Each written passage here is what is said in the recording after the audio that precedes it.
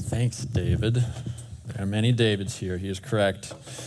I don't know if who's like new to Treeline and it's like, it feels like half people I meet are named David.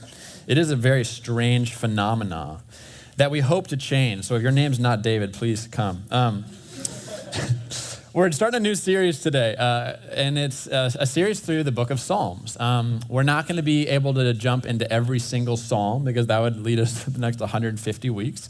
There are 150 chapters in Psalms. But we're going to be kind of picking and choosing some of just the favorites. We're not going to pick all the favorites, and you might have a psalm that you're like, I'm so excited for them to do this one, and then we don't do it. You'd be like, what? This place is lost, right? So we're going to save some psalms and just keep them on the table so that if we jump into the psalms again, we don't go through kind of all the favorites. And so this series title is a little misleading, all right? On the handout you got, it says Songs of Praise.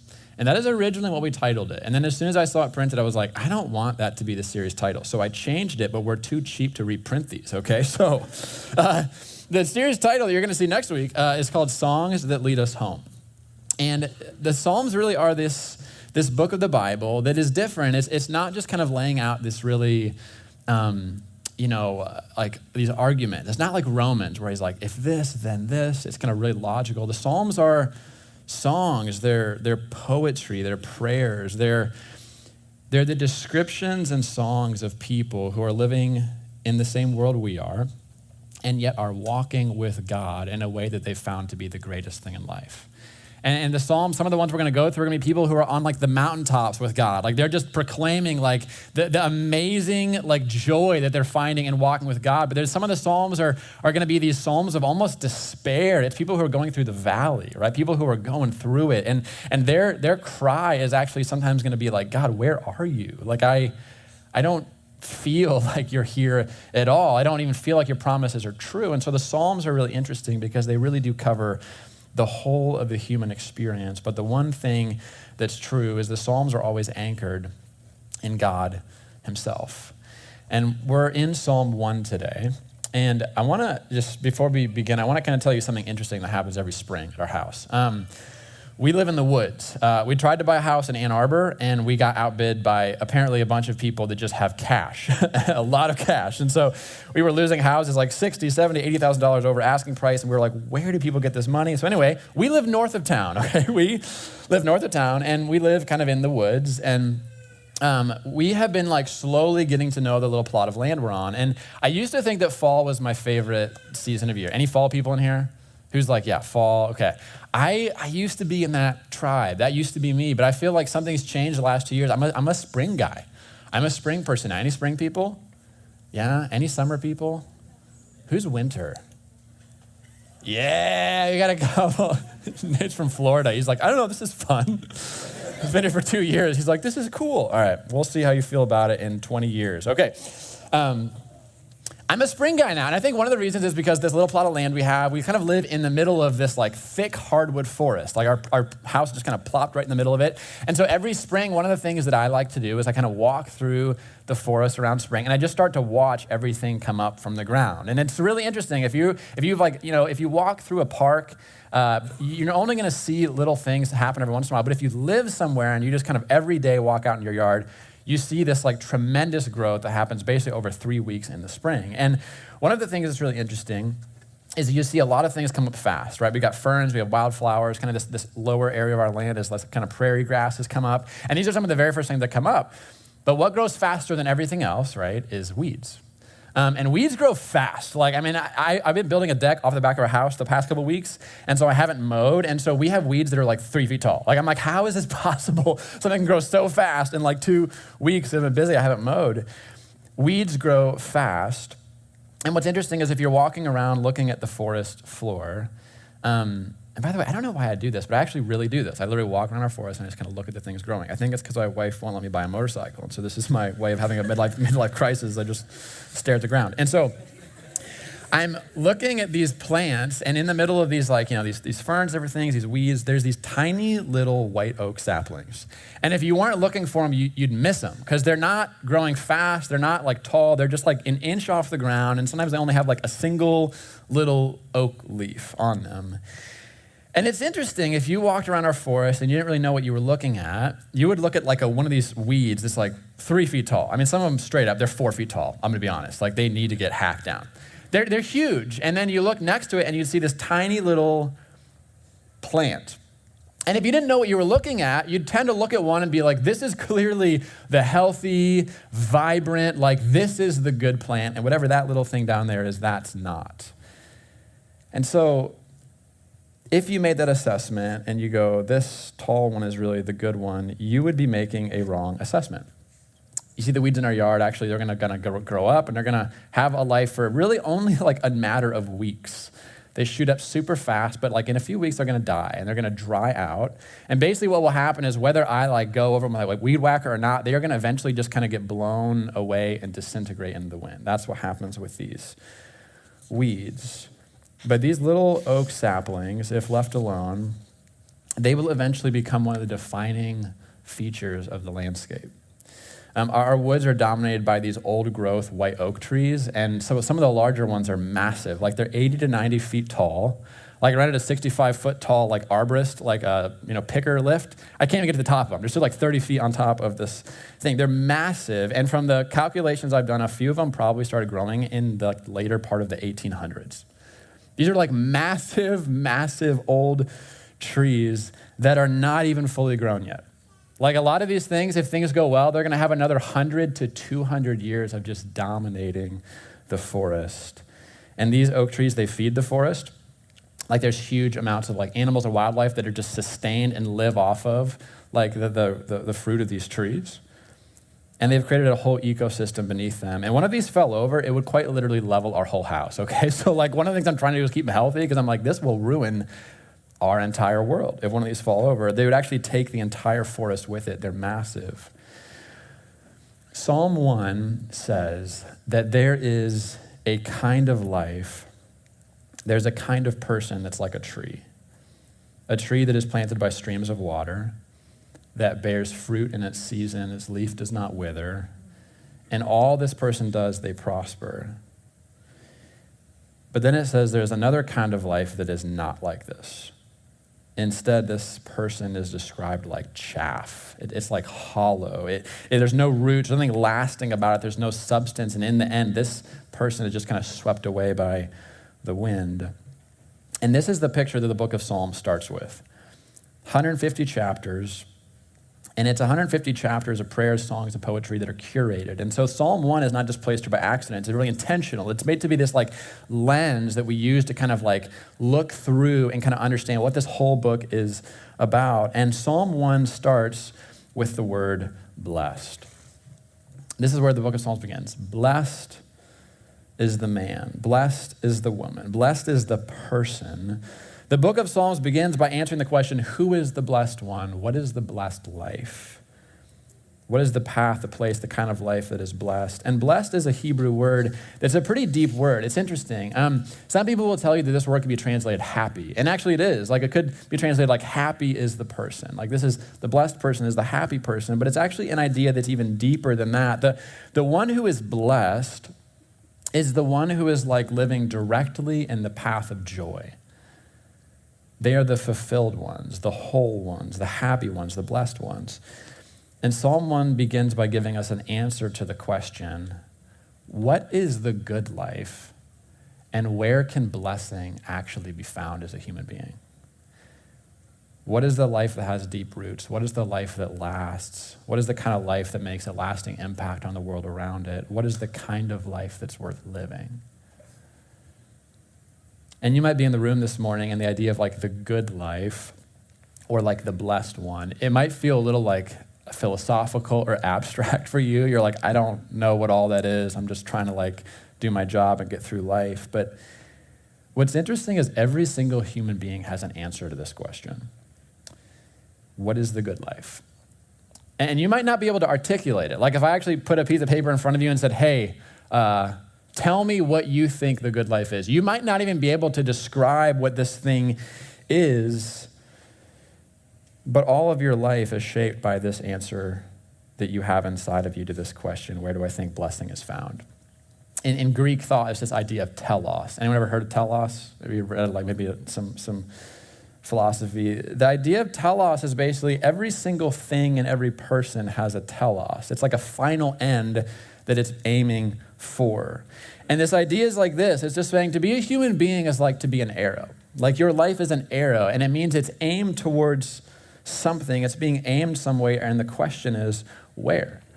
And your answer to that question, that's your telos. That's your final end. That's the thing that kind of all your life is leading towards. James K.A. Smith, he's a Christian philosopher. This is what he says. He says, the thing about a telos is really interesting because the telos we live towards is not something that we primarily know or believe or even think about. Rather, our telos is what we want. It's what we long for. It's what we crave.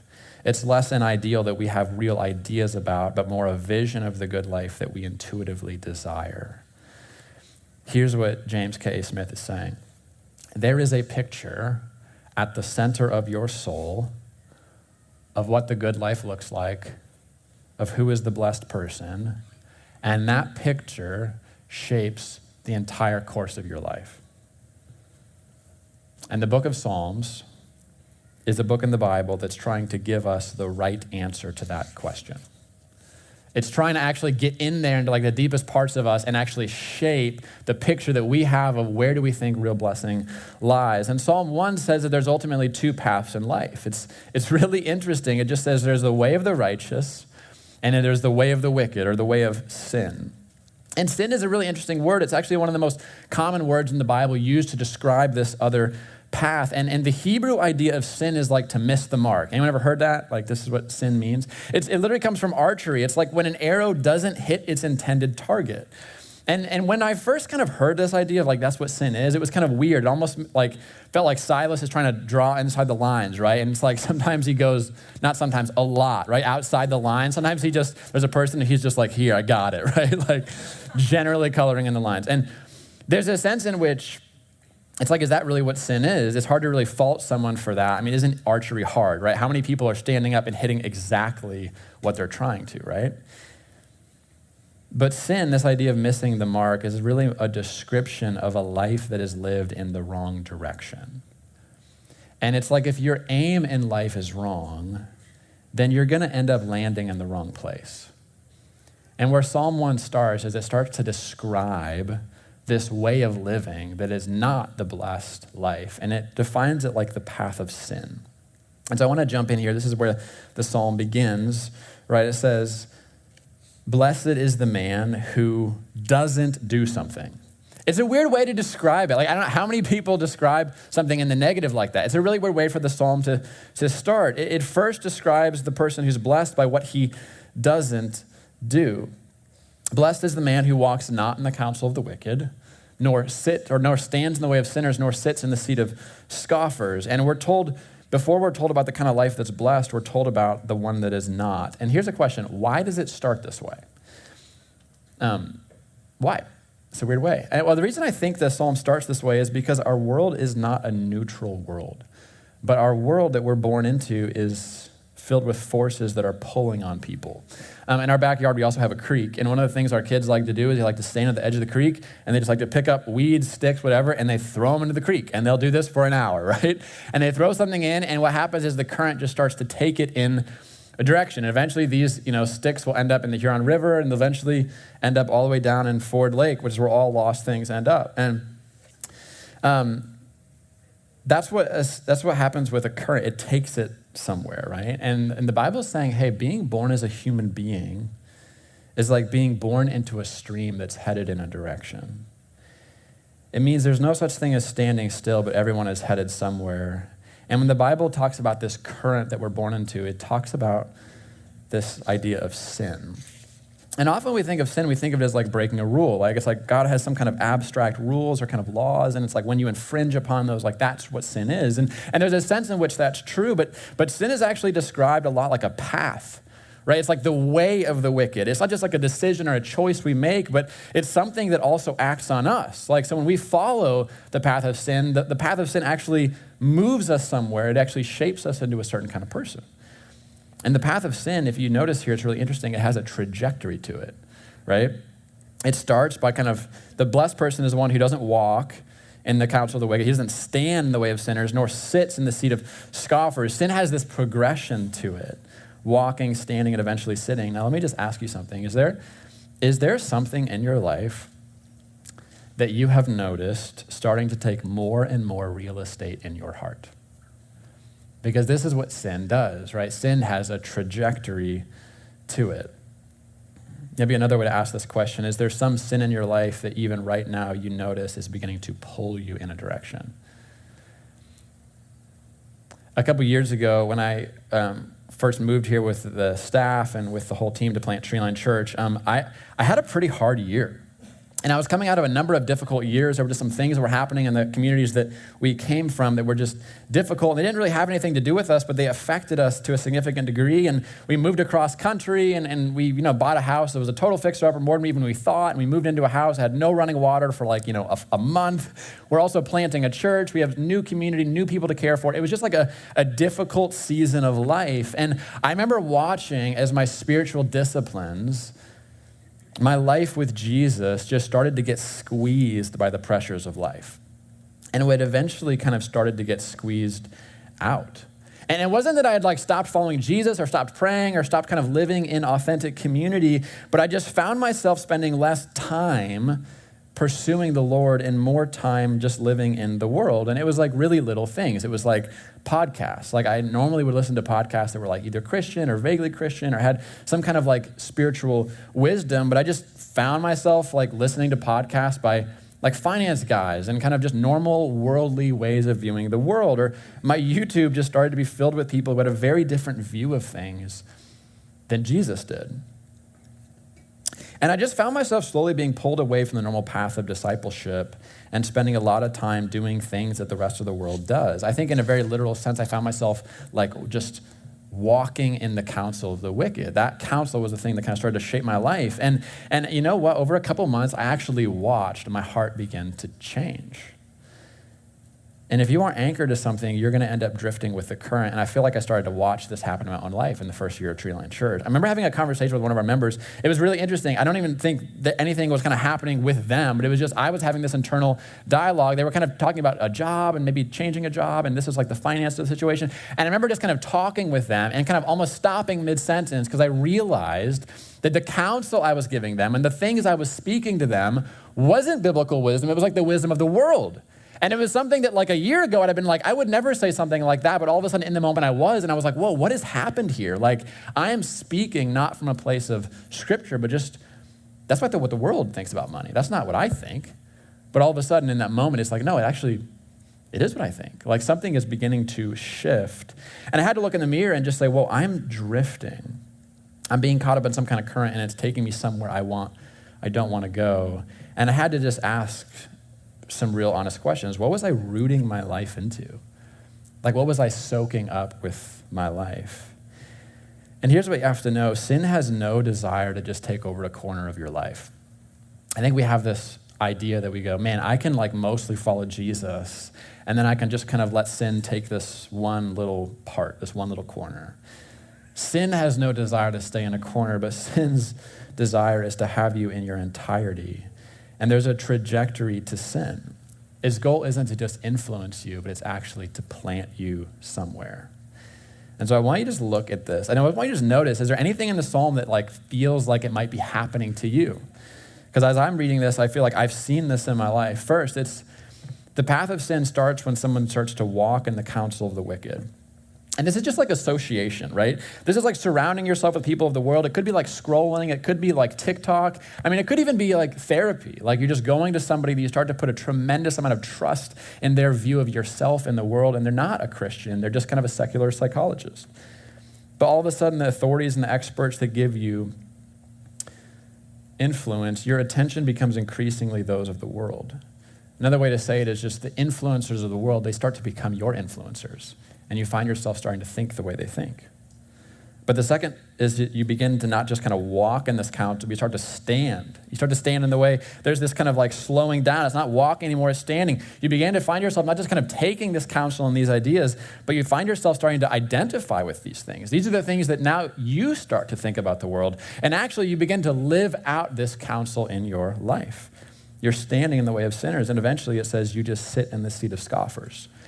And there's some kind of interesting finality to this, right? It's not even walking or standing, it's just seated. Like you're planted somewhere, you found your resting place. And this idea in Hebrew, the seat of scoffers, is an interesting one because it's not just someone who's stuck somewhere, but the seat is representative of someone who has an authority to teach something. And so the end kind of result of this path of sin is actually that you begin to be someone who propagates these ideas. You become the influencer now, and you begin to walk out into the world and you begin to scoff at these things. You're the one who publicly scoffs at those who are trying to live for God. Or maybe at one point in your life, you were like, I think this is the way to life, but something happens where all of a sudden later you go, I think this is ridiculous and foolish that people think this way. You end up mocking it. You end up mocking the idea that there might be a right path to be on in the first place. One of the things that happens when you get pulled down the path of sin is you'll find that your definition of what sin is starts to change. Right? Isn't it interesting? It starts like the counsel of the wicked. But then it's just the way of sinners, and eventually it's the seat of scoffers, right? It's someone who initially is like, this is wicked, this is wrong, and then it's like, well, it's kind of missing the mark, and then eventually it's like, no, actually there's no right and wrong, period. Just someone who scoffs at the idea that there would even be a path to life at all. So that's the path of sin, and here's what's interesting. The psalm starts by saying, hey, this is the normal course of life. This is the way of the world. This is the path of sin. And he says the person who's blessed is who doesn't follow that path, right? They're not kind of allowing themselves to go in this direction. They don't walk in the counsel of the wicked. They don't stand in the way of sinners. They don't sit in the seat of scoffers. Instead, it says the blessed person is the one who delights in something. It says his delight is in the law of the Lord, and it's on his law he meditates day and night. And so if the first thing is the path of sin, the second thing he wants to talk about is the place of delight. And here's what's interesting. The path of sin is not contrasted with like a similar set of like stepping stones to righteousness, right? I don't know if you noticed that. It's not like here's this downward spiral of sin and here's this kind of upward progression of righteous acts and duties. Instead, it's contrasted with the pursuit and delight of a person. The person who is blessed is the person who gets pulled out of this kind of pull of sin by delight in God. So in other words, the antidote to the path of sin isn't hard work and determination. It's actually delight in a person. And so here's how he says it. He says, the blessed life is the one whose delight is in the law of the Lord. And this is kind of confusing. I don't know if you feel this way. When I read this, I think of like, okay, this is somebody who just loves the 10 Commandments, right? Like, they're like, this is awesome. Or they're the person that goes to Leviticus and is like, this is amazing. All these like archaic ceremonial ritualistic laws. I love this part of the Bible, right? I think when we think of the law, I mean, what comes to our mind, but actually the law in Hebrew, it's not meaning like rules. It's actually like this summary statement for saying, all that God is and all that he has done. And so someone whose delight is in the law of God is someone who is most animated and excited and passionate about who God is and what he's done. And this is the kind of person, it's like the whole world could be taken, wrapped up as a gift, and laid at their feet. This is the kind of person who's going to step over that on their way to grab hold of something the world can't offer them. Their delight is in who God is and what he's done. And it's on that he meditates day and night. So it's not just his heart loves these things. He's like, because I love this, I surround myself and I'm obsessed with it. Like I'm saturated in it. I meditate on who God is. He's the thing I'm anchored to. In the New Testament, when Jesus talks about the good life, he uses pretty similar language. Remember this in John? Jesus says, I am the vine and you are the what? The branches, right? It's a pretty common metaphor in the New Testament. It's this idea where Jesus says, hey, if you abide in me and I abide in you, then you will bear much fruit. And so when Jesus talks about the blessed life, he talks about this idea of abiding. And John Mark Comer, he describes abiding like this. He says, it could be translated remain, stay, or dwell, but this was helpful to me. He says, the idea is really best captured like this. To abide is to make your home in something. And this is what he says. He says, it's interesting. Jesus isn't asking us to do something we aren't already doing. The question in your life isn't, are you abiding? It's, what are you abiding in? You see, every single one of us has a source we're rooted in. Every one of us has some default kind of setting we return to. It's like an emotional home. It's where our minds go when they're not busy with tasks. It's where our feelings go when they need solace. It's where our bodies go when we have free time. It's where our money goes after we've paid our bills. He says, we will make our home somewhere. The question is, where? And the way that Psalm 1 asks this question is it's basically causing us to ask, where do I find myself planted? Where's my life planted? And the second question is this: what is that doing to my soul? Wherever I'm planted will be one of the biggest things that determines who I'm becoming. What are these things doing to my soul where I find myself anchored and living? And he says the blessed person is the one whose life is planted in God. And he gives us this picture, and I wanted to spend kind of the rest of the time unpacking this picture. He says that the person who is blessed is like a tree planted by streams of water. All right? So this is written by the psalmist, and so no matter what psalm is, a lot of psalms written by David, a lot of them written by different people, not just King David, but everybody lived in a very arid climate, right? These are people who were kind of wandering around in, like, they're fairly nomadic, and they live in basically a desert type climate. And so the stream was the life source. And it's interesting, if you read the whole Old Testament, water is one of like the main metaphors for God. And Jeremiah 2 says this. It says, actually, one of the biggest problems with humanity is that the path of sin we find ourselves born into is basically a path that's disconnected from God, right? So here's the path of sin, and God's somewhere else. But Jeremiah 2 describes God as like a fountain of living waters. And so what we try to do, being on this path of sin, away from the fountain we need, is we end up digging these wells. But the problem with the wells is they're broken. They don't hold water.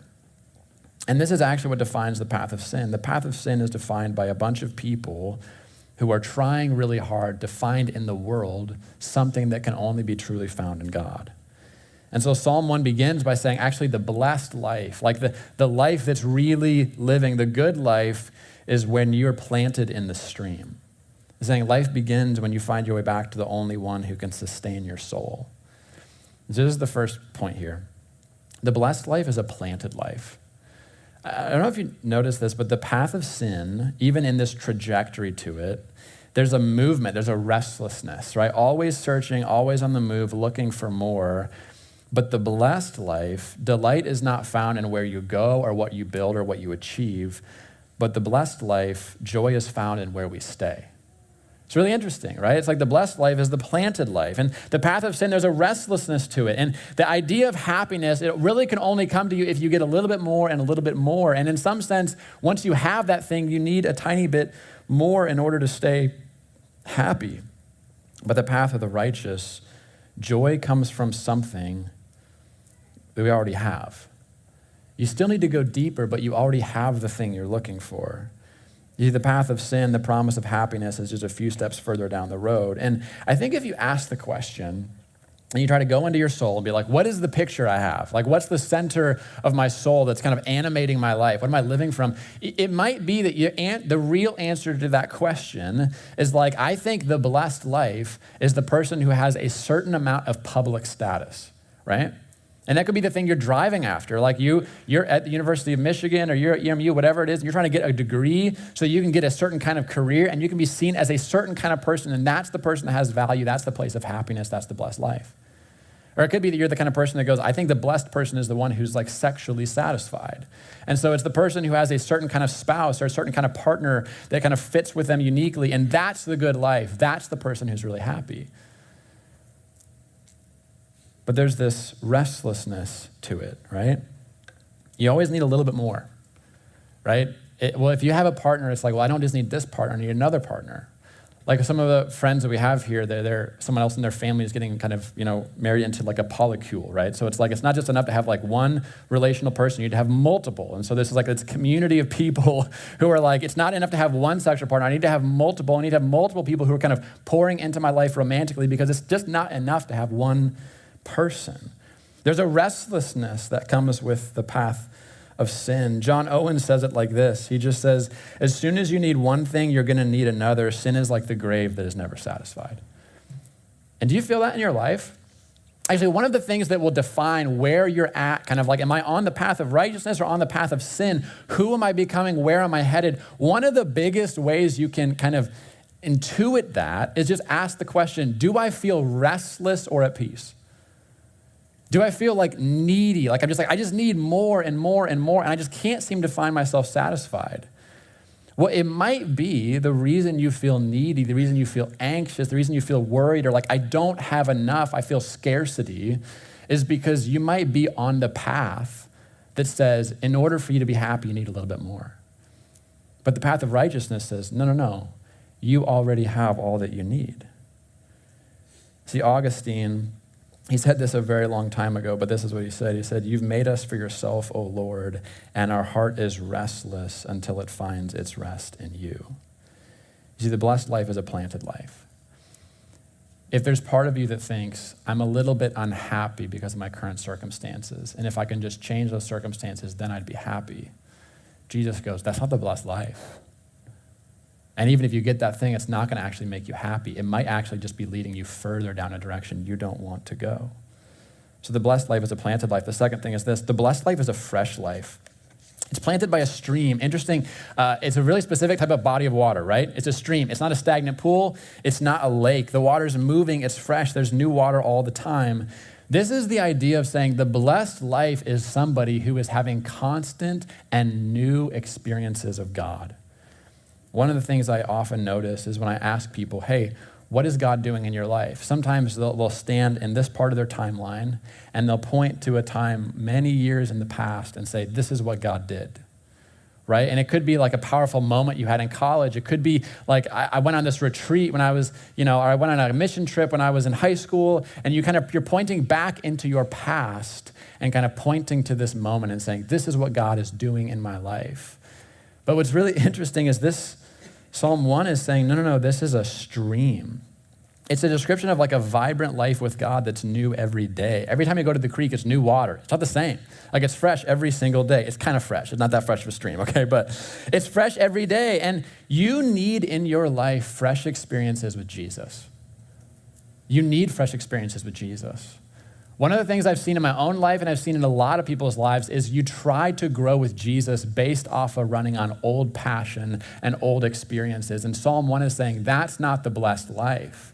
The blessed life is the person who daily is saying, I'm planted in the stream. I'm experiencing God today because he's my anchor for my life. Let me ask you just some real questions. When was the last time that you cried over your sin? Like you looked at the sin in your life, the idolatry, the pride, the arrogance, whatever it is that's in you. When was the last time you just wept over it and you were truly broken and repentant? When was the last time you wept over someone who doesn't know Christ? When was the last time you had a moment of real worship of God that you were just this is amazing. He is incredible. You really felt your whole life just wrapped up in awe of him. You can't grow as a Christian if you're running on old passions. It can only sustain you for so long. But you need to be planted next to a stream. I just want us to notice too, it's not a tree in the middle of the desert that's kept alive by the occasional storms. I think I watch a lot of us in the room be like this. It's you really are a tree and you really do have these powerful experiences of God, but your actual day-to-day life is planted in a dry desert. You don't have any current experiences of God that are normal and routine. And every once in a while, 2 months, 3 months, you have this powerful encounter with God and it kind of keeps you in the game, but that's not where you're planted. And the problem with trees that grow in this kind of environment is their roots are shallow. They don't go deep. They're not kind of building this foundation for life. These kind of trees actually get blown over in the storms of life. Third thing is this. The blessed life is a fruitful life. It yields fruit in its season, and its leaf does not wither. When a tree is planted in the right place, when a human is planted in the right place, they bear fruit. It's healthy. Here's another question. Is there fruit in your life? And fruit is a very strange term. If you're not a Christian, you're just like, what in the world, right? Like, it's a strange term, but it's like there's markers of people who are supposed to be following Jesus. There's actually outcomes for a human being who's planted in the right place, who's living a healthy life. Here's a question. Do we as a church, do you as an individual have these markers? Are you growing in humility and generosity, patience? Do you feel the fruits of the Spirit like growing in your life? You're like watching them increase: love, joy, peace, patience, kindness, goodness, gentleness, self-control. Do you find yourself actually becoming more like Jesus and starting to have the kind of wisdom and intuitions that he might have in the world? Or do you find yourself being shaped more and more into the image of everybody else out there? In other words, are you finding yourself anchored to Christ, or are you drifting? And I don't mean this in any kind of condemning way. It isn't that if you're not growing in these things, you're not a tree. It just might be that you've planted your life in a wrong place. And it's really hard for you to bear fruit, and so you need to actually plant your life in the right place.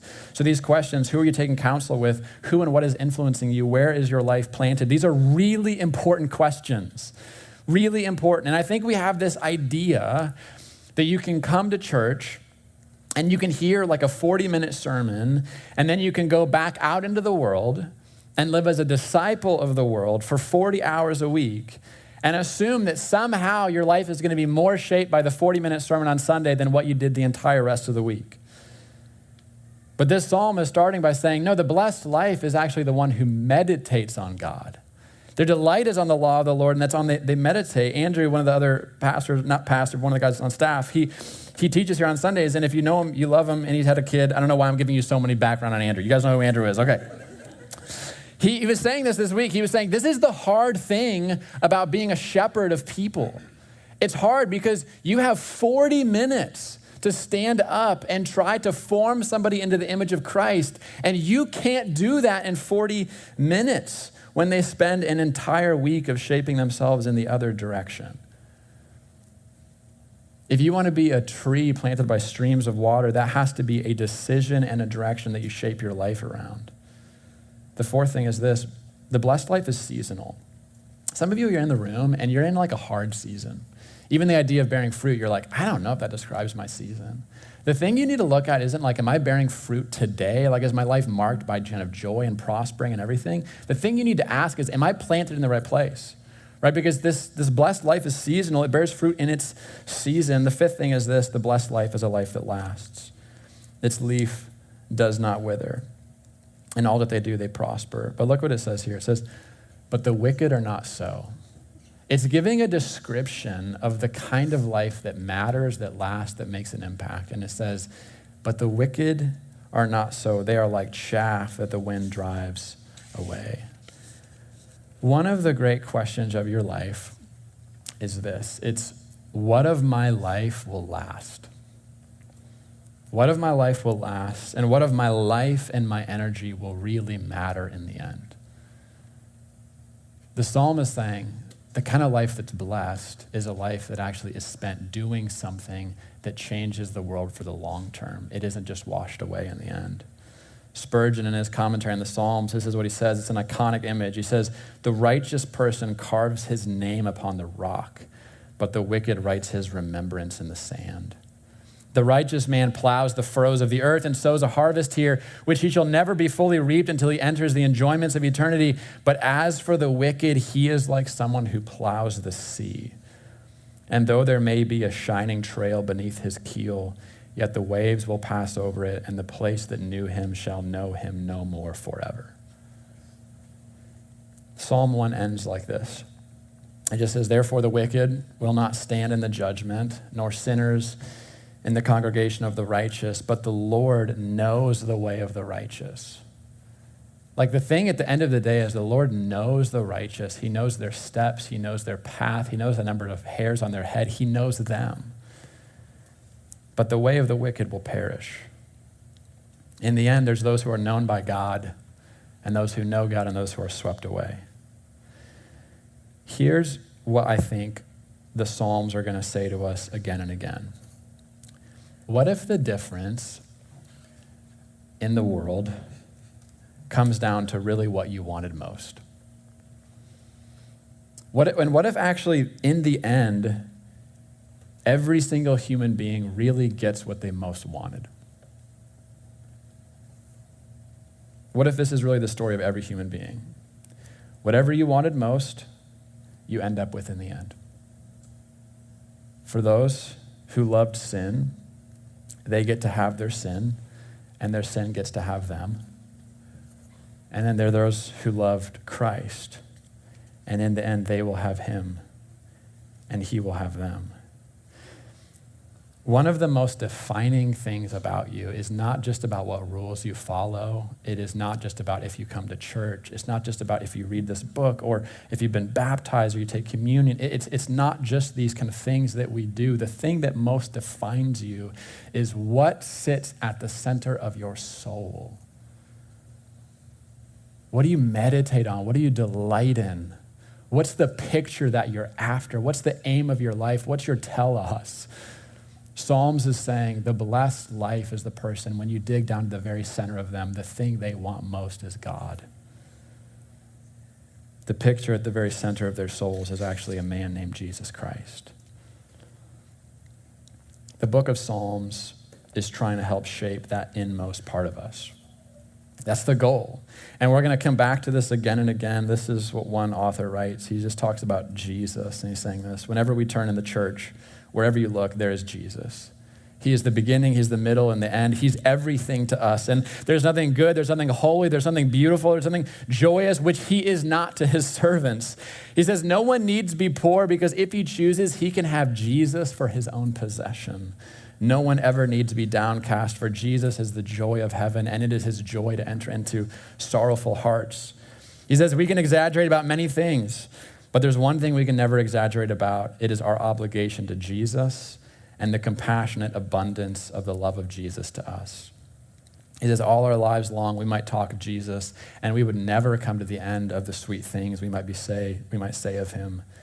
And this is how it ends. He says, eternity is not going to be long enough to learn all he is. Eternity is not going to be long enough to praise him for all he has done. But then what does that matter? Because we will always be with him, and we desire nothing more.